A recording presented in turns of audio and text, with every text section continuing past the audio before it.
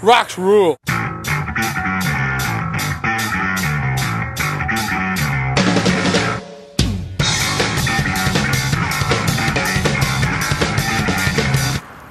Let's do a test. So it's recording now. They're walking up the hill. How do I zoom?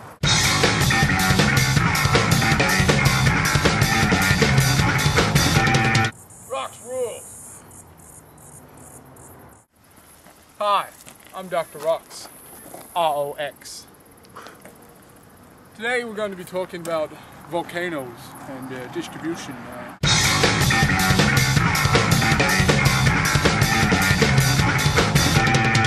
Today we're going to talk about the 10 aspects of geography, location, distribution, scale, region, spatial association, movement, spatial interdependence, power, and spatial change over time.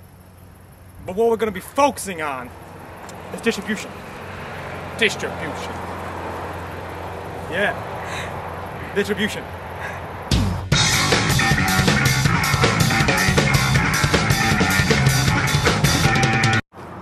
Distribution is the national arrangement of animals and plants in particular regions and districts. This is in terms of spread, pattern, and frequency. When teaching distribution, volcanoes are a good tool because of tectonic plates. Now, tectonic plates are plates which are positioned around the Earth's surface.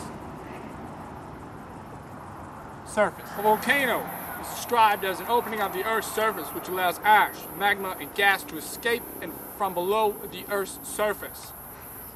Volcanoes are most commonly formed along plate boundaries, the edges of tectonic plates.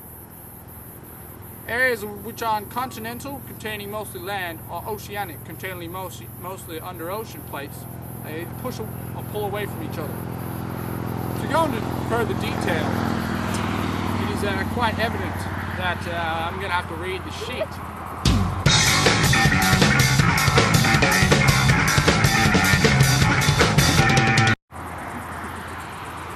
There's two actions between plates, either divergent or convergent boundaries.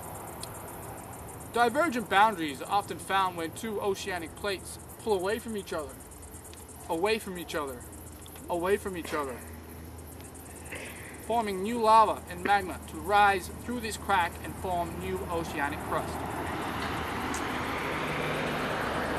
Convergent boundaries are plate boundaries which are formed when an oceanic plate collides with and pushes underneath a continental plate. Underneath a continental plate. Underneath a continental plate. The oceanic plate then melts as it pushes under the continental plate, pooling into a very viscous magma, which is a result of high silica due to it being on the bottom of a salty sea floor. That was viscous, wasn't it? Viscous. Viscous. Viscous magma often produces violent volcanoes as the liquid doesn't flow very well, building up pressure and blockages that when released are very, very, very, very, very, Very powerful. A simple rule is the higher the viscosity, the bigger the bang.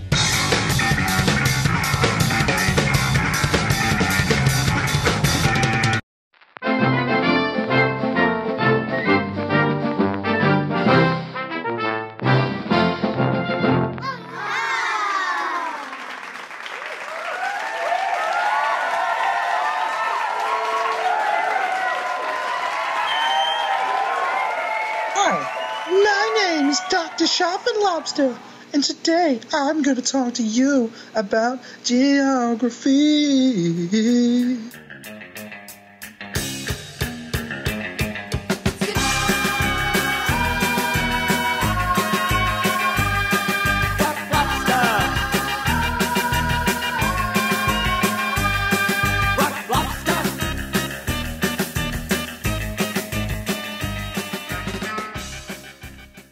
There are four historical traditions in geographical research, and these are spatial analysis of natural and human phenomena, also known as distribution, area studies, places and regions, studies of man-land relationship, and research in earth sciences.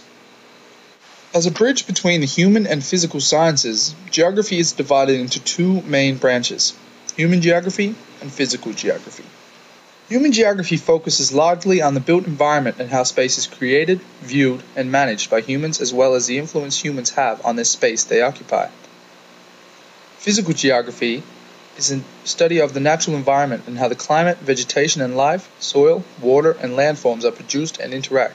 Physical geography can be explained using some of the following categories: climatology, coastal geography, environmental geography, geodesy, geomorphology, glaciology, landscape ecology, oceanography, paleogeography, and quaternary science.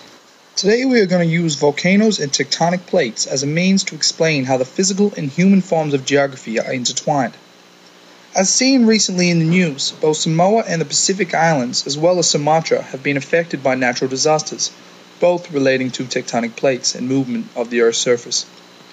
Both countries are positioned along what is known as the Ring of Fire, a boundary which is located around the Pacific Ocean due to the meeting points of tectonic plates. These natural disasters are a prime example in showing how the physical geography of a location can have a huge impact on the human geography.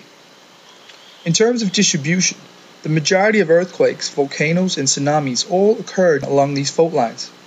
By looking at a map, it is evident that the volcanoes are far more frequent along the fault lines, thus having a larger distribution in some areas rather than others.